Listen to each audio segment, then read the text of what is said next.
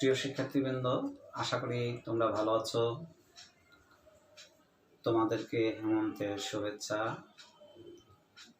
সামনেই আমাদের শীত মৌসুম। এই সময়ে আমাদের কোভিড-19 প্রবণতা বেড়ে যেতে পারে বলে আমাদের বিশেষজ্ঞদের ধারণা। অতএব আমাদেরকে সাবধানে থাকতে হবে, স্বাস্থ্যবিধি মেনে চলতে হবে। আজকে আমরা গত ক্লাসে যে সমস্যাটি পড়ছিলাম, প্রবলেম C5 এর দ্বিতীয় অংশ।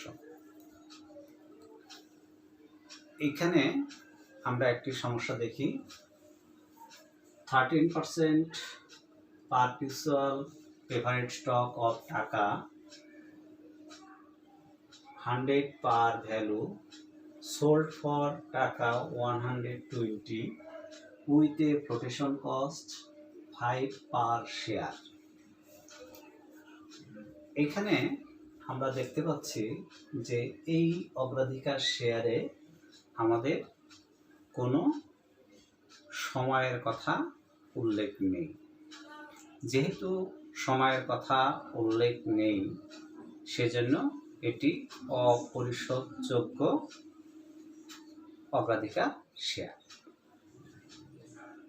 তাহলে অপরিশোধযোগ্য অগ্রাধিকার শেয়ারের সূত্র প্রয়োগ হবে। অপরিশোধযোগ্য অগ্রাধিকার শেয়ারের সূত্রটা কি? কেপি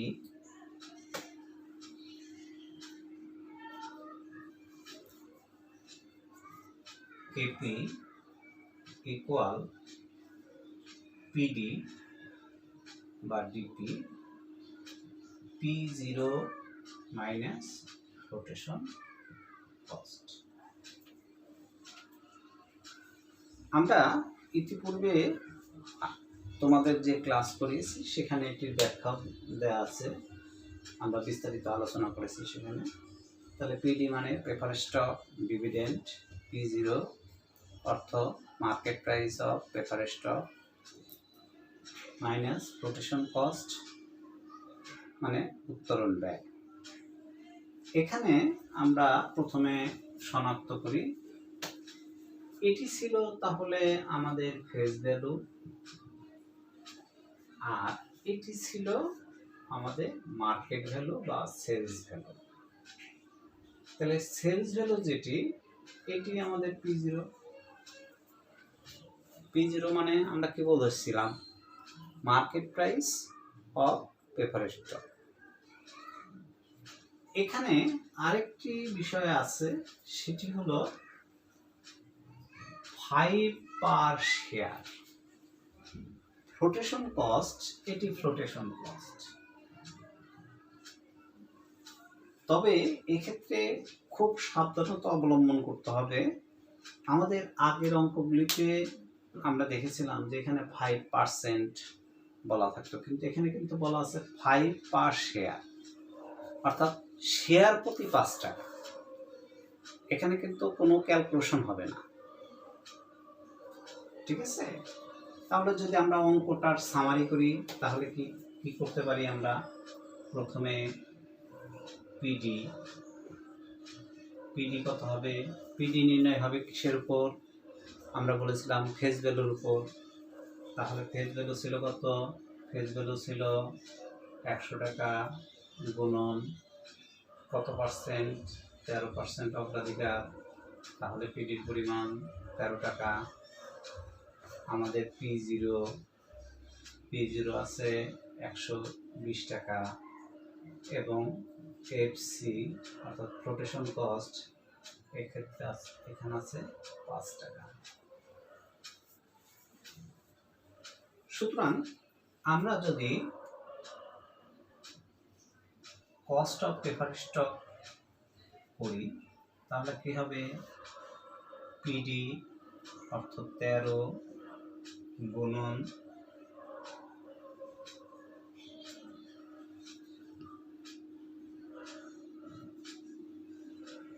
আবার সুতরাং কেপি মানে cost of preferred stock equal হবে পিডি কত 13 টাকা, P0 কত 120 টাকা মাইনাস 5। যদি আমরা শতকরায় প্রকাশ করি তাহলে এটাকে 100 দিয়ে গুণ দিতে হবে। আমরা 1 টাকা প্রকাশ করতে পারি এই সূত্রে এখানে রেখে পরে দশমিকে একবারে প্রকাশ, দশমিকে 2 ঘর টানে নিয়ে যাওয়া। কিন্তু আমরা যদি সেটা না করি তাহলে একবারেই 100 দিয়ে গুণ দিয়ে যদি শতকরায় প্রকাশ করি তাহলে 100 দিয়ে গুণ দিয়ে দিতে পারি। তাহলে আমরা কত পাবো 13/115 ইন্টু 100। তোমরা ক্যালকুলেটরে করবে,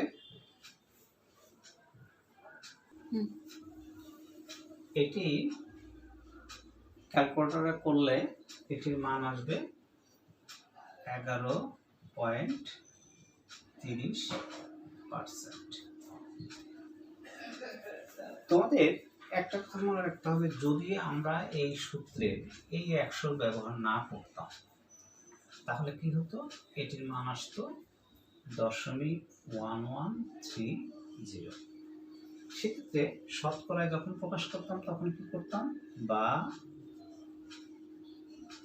11.30% লিখতাম। এটি 1 টাকার মূল্যমানে বেরোবে আর এটি 100 টাকার মূল্যমানে বেরোবে। আশা করি তোমরা বুঝতে পেরেছো। প্রিয় শিক্ষার্থীবৃন্দ, এবার 4 নম্বর রিকোয়ারমেন্ট আমরা দেখি। 4 নম্বর রিকোয়ারমেন্ট আছে 40% প্রেফারেড স্টক অফ টাকা 100 par value to be redeemed after 5 years, sold for টাকা 120 and flotation cost টাকা 7 পার শেয়ার। তাহলে এখানে আমরা দেখতে পাচ্ছি এই 5 years উল্লেখ আছে, তার অর্থ হলো এটি পরিশোধ্য অগ্রাধিকার শেয়ার। তাহলে পরিশোধ্য অগ্রাধিকার শেয়ারের সূত্রে প্রয়োগ করতে হবে। সূত্রটি কি, KP equal PD plus RV minus NSV divided by n, RV plus NSV divided by 2 into 100। তাহলে প্রথম আমরা দেখি যে আমাদের কি কি দেয়া আছে। এটি দেয়া আছে 100 পার শেয়ার, এটি তাহলে ফেস ভ্যালু,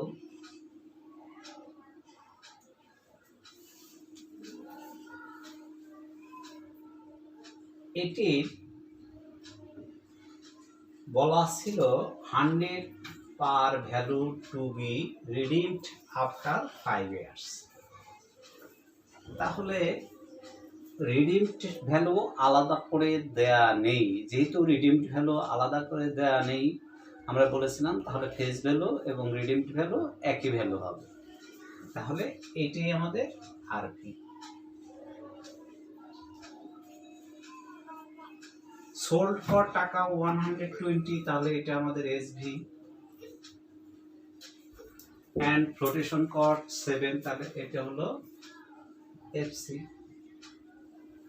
তাহলে যদি আমরা সামারি করি তাহলে আমাদের প্রথম লাগবে পিডি। পিডি সমান কত, পিডি নির্ণয় হবে ফেস ভ্যালুর উপর, পিডি ইন্টু 14%, তাহলে 14 টাকা। তারপরে আমাদের লাগবে আরভি 100 টাকা, NSV equal sales value minus flotation cost. তাহলে এখানে সেলস ভ্যালু ছিল 120 টাকা মাইনাস ফ্লোটেশন কস্ট 7 টাকা, অতএব 113 টাকা এনএসভি। এন এর মান দেওয়া আছে কত, এন এর মান দেওয়া আছে 5 years, তাহলে 5 এবার আমরা যদি এই মানগুলি এখানে বসিয়ে দিই তাহলে আমাদের অঙ্কটি হবে। প্রিয় শিক্ষার্থীবৃন্দ, আমরা এটা একটু মুছে ফেলবো, এই কারণে মুছে ফেলবো তা না হলে আমাদের নিচে দেখা যাবে না। সমান আমাদের প্রথম ছিল পিডি হলো 14 প্লাস আরবি ছিল 100 মাইনাস এনএসবি 113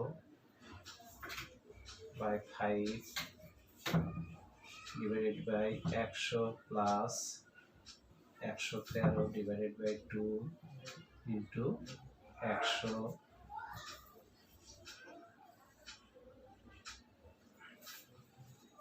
14 প্লাস 5 মাইনাস 13 213 গুণন 100 ইকুয়াল 14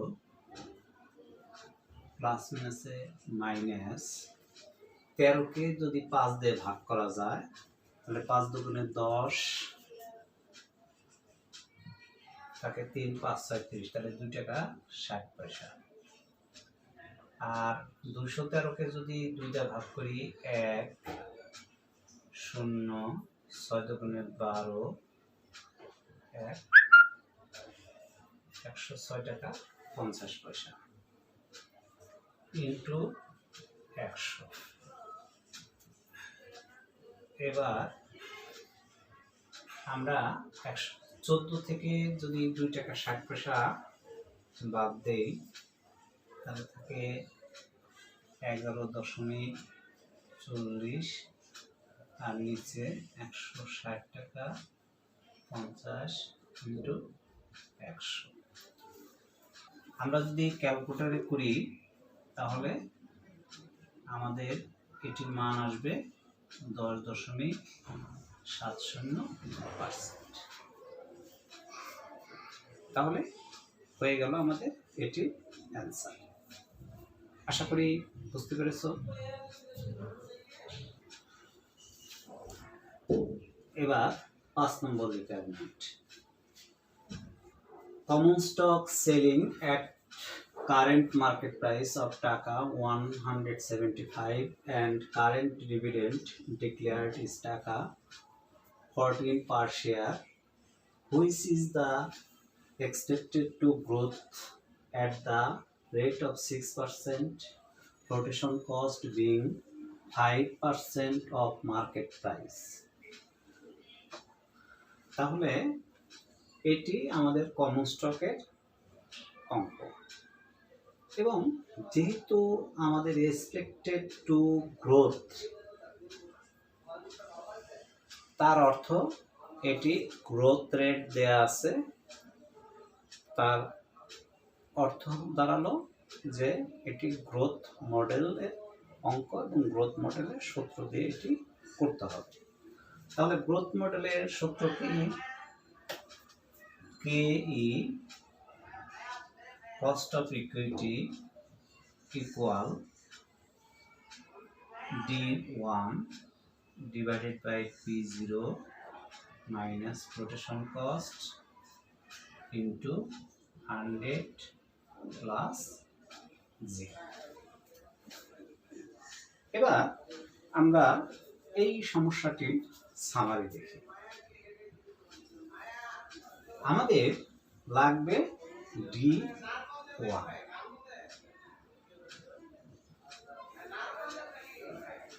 কিন্তু অঙ্কে বলা আছে যে কারেন্ট ডিভিডেন্ড, তার অর্থ হলো সমস্যাটিতে দেয়া আছে D0 এর মান দেয়া আছে, D0 হলো 14%। তাহলে D0 থেকে D1 কিভাবে বের করে? D1 equal to D0 whole into 1 plus G তাহলে D0 ছিল 14, 1 প্লাস জি এর মান আমাদের গ্রোথ রেট দেওয়া ছিল 6%, তাহলে এটি হলো আমাদের জি এর মান। তাহলে 0.06, তাহলে 14, 1.06, তাহলে কত হবে 14.84। আমরা পেয়ে গেলাম D1 এর মান। P0 মানে কি? Market price of share. P0 ব্যয় ছিল 175 টাকা। ফ্লোটেশন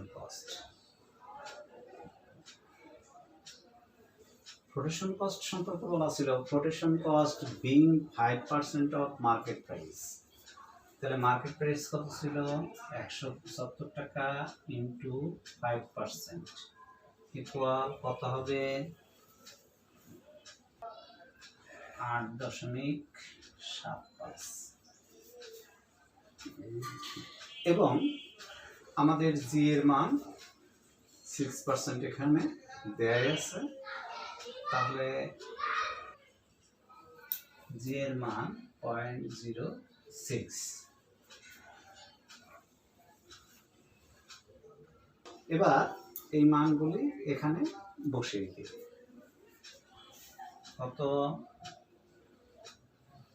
D1 এর মান 14.84, P0 এর মান 175 বিয়োগ 8.75 গুণন 100 প্লাস, যেহেতু আমরা এখানে 100 দিয়ে গুণ করেছি, এই অংশ শতকরায় আসবে, অতএব এটা আমরা পূর্ণ শতকরায় রেখে দেব 6%। আমাদের এর নিচে গেলে জায়গা সংকুলন হবে না, আমরা উপরের অংশটি মুছে ফেলি। তাহলে এখান থেকে এখানে যদি নিয়ে যাই তাহলে কত হবে? 14.84 ডিভাইডেড বাই 175 থেকে 8.75 গেলে 163.25 ইন্টু 100 প্লাস 6%।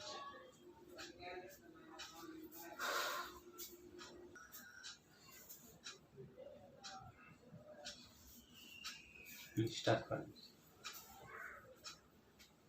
তাহলে এইটাকে যদি এইটা দিয়ে ভাগ করি এবং 100 দিয়ে গুণ করি, তোমরা ক্যালকুলেটরে করবে, তাহলে ফলাফল আসবে 8.93% যোগ 6%, তাহলে 814.93%। তাহলে প্রিয় শিক্ষার্থীবৃন্দ, আশা করি বিষয়টি বুঝতে পেরেছ।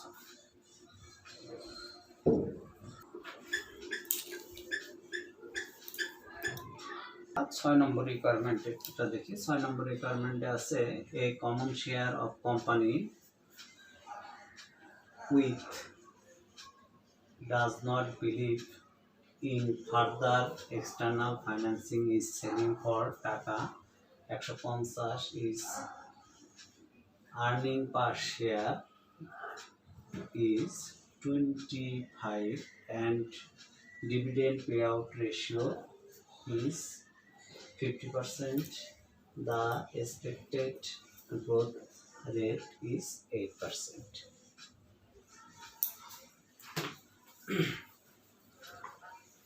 তাহলে কি এই কোম্পানি তারা চিন্তা করতেছে যে আর তারা এক্সটার্নাল ফাইন্যান্সিং এ যাবে না, তার অর্থ হলো ইন্টারনাল ফাইন্যান্সিং এ যাবে, মূলধনটা ইন্টারনাল সোর্স থেকেই সংগ্রহ করবে। ইন্টারনাল সোর্স থেকে যদি সংগ্রহ করে তাহলে সেখানে আমাদের কি আছে? Cost of retain earning. তাহলে কস্ট অফ রিটেইন আর্নিং এর কথা আমরা চিন্তা করি, কেআর।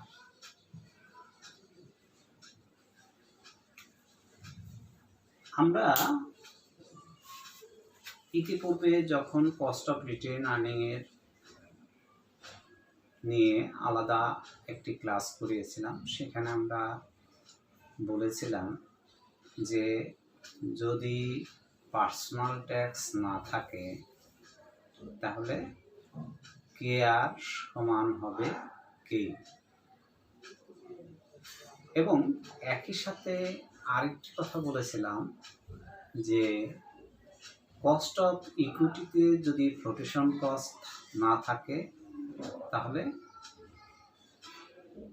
কস্ট অফ ইকুইটির ব্যয়ও যা হবে, কস্ট অফ রিটেন আর্নিং এর ব্যয়ও তাই হবে। প্রথমত আমরা যে পর্যন্ত সমস্যাটা দেখেছি এইখানে আমাদের পার্সোনাল ট্যাক্সের কথা উল্লেখ নেই, কিন্তু আমরা প্রথম দিন যখন অঙ্কটি শুরু করেছিলাম সেখানে কিন্তু আমাদের পার্সোনাল ট্যাক্সের কথা উল্লেখ ছিল। তাহলে এই অঙ্ক পার্সোনাল ট্যাক্স ব্যবহৃত হবে। যে সামারি দেখি, এখানে সেলিং প্রাইস আছে আমাদের 150 টাকা, তার অর্থ হলো এটি P0। এখানে দেয়া আছে ইপিএস দেয়া আছে 25 টাকা, সুতরাং ডিপিএস হবে 25 টাকা, তার হলো পে আউট রেশিও ছিল 50%, তার অর্থ হলো 12 টাকা 50 পয়সা। এটা আমাদের D0। আমাদের লাগবে D1। D1 কত? এটা যদি ক্যালকুলেটরে করা যায় তাহলে এটার মান আসবে 13.50।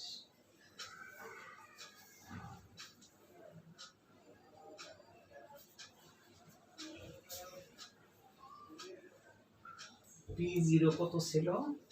P0 ছিল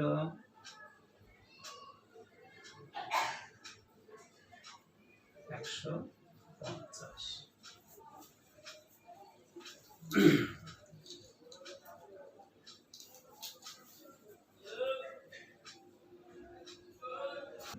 KR ইকুয়াল টু আমাদের T1 ডিভাইডেড বাই, যেহেতু পার্সোনাল ট্যাক্স ছিল 1 minus PT personal tax divided by P0 into 100 plus 0।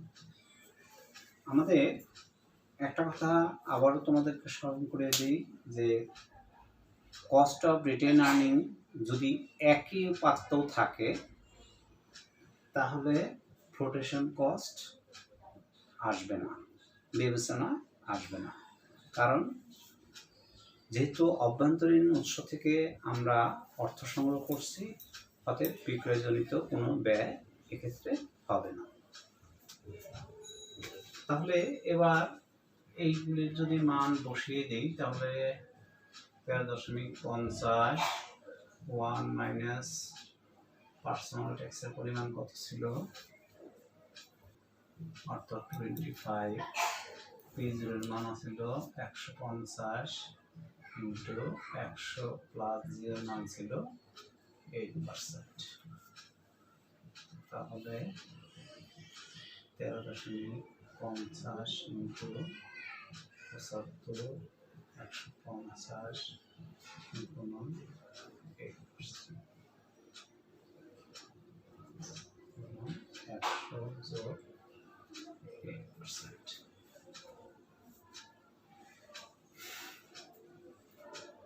আমরা যদি ক্যালকুলেটরে করি তাহলে এখানে পাবো 6.75% যোগ 8% সমান 14.75%।